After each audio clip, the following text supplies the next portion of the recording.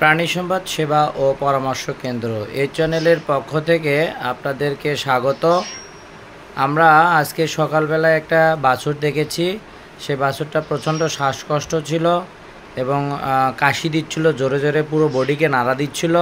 খাওয়া দাওয়া একদম বন্ধ করে দিয়েছে এবং বাছুরটা শঙ্কর জাতের এবং পেটে বাচ্চা ছিল। আমরা শুনবো খামারির কাছ থেকে এবং এই রোগ সম্পর্কে বিস্তারিত তথ্যগুলো, কেন হয়, কি করলে সংক্রমণ কম ঘটবে, এগুলো সব শেষে আমরা বিস্তারিত বলার চেষ্টা করব। সঙ্গে থাকুন। আপনার নাম হলো তোফাজ্জল না? তোফাজ্জল ভাই বরটের মোড়ে বাড়ি। গরুটার এফিমেরাল ফিভার, গরুর ওজন প্রায় 350 কেজি। গরুটা খাচ্ছে না, মুখ দিয়ে লাল আসতেছে, শ্বাসকষ্ট হচ্ছে, পুরো বডি ঝাঁকি দিয়ে উঠতেছে, কাশি দিচ্ছে এবং শুইতে পারতেছে না। শুইতে গেলে আবার দাঁড়ায়, আর মুখ দিয়ে বা নাক দিয়ে শ্লেষা আসতেছে। এইরকম আমরা লক্ষ্য করলাম।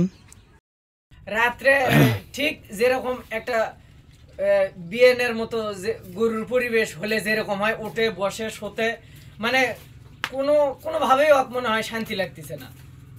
আর রাতের বেলা কোলামি তো থাকা থেকে যে অবস্থা হচ্ছিল, মনে হয় যে 4 হাত পাও ছাড়াতে মাথা মনে হয় একবারে ওই ইয়ার সাথে দিচ্ছে। মনে হয় যে গরু মনে হয় এখন শেষ হয়ে গেল, মরে যাচ্ছে। লাভ মেরা উঠি, ঘুম তো ধরেই না, হয়নি, সারা রাতি ঘুম হয়নি। এই যে খাচ্ছে না তো।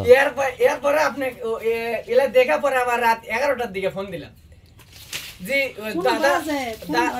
দাদা যদি নাও আসতে পারে কিন্তু একটা পরামর্শ দেওয়া যাবে। আচ্ছা, এই যে গা চুলকাতে চাচ্ছে পিছনে বাঘা, আগে কি এরকম দুষ্টুমি করছে? এত ছটফট করা? না, এত কিছু করেনি। এই যে কাল থেকে এরকম করতেছে, কেমন জানি ছটফট ভাব করতেছে, মনে হয় কোনো শান্তিও পাচ্ছে না। শান্তি পাচ্ছে না। হ্যাঁ। মুখের মধ্যে ঘাস ঢুকে দিলে খাবে? দুটো একটা ঘাস বা পাতা মুখের মধ্যে ঢুকে দেন তো দেখি কি করে। প্রিয় দর্শক, আমরা যে বাছুরটা দেখলাম এখন, সেইটা আসলে এফিমেরাল ফিভার, যেটা বোভেন এফিমেরাল ফিভার ভাইরাস দ্বারা আক্রান্ত। এটা একটা রোগ, এটা 3 দিন স্থায়ী থাকে জন্যে এদের 3 ডেজ ফিভার বা 3 ডেজ সিকনেস নামেও এটা আমরা জেনে থাকি। এই রোগটা হঠাৎ করেই হয় এবং 3 দিন প্রায় স্থায়ী থাকে। আর এটা গ্রীষ্মকালীন একটা রোগ।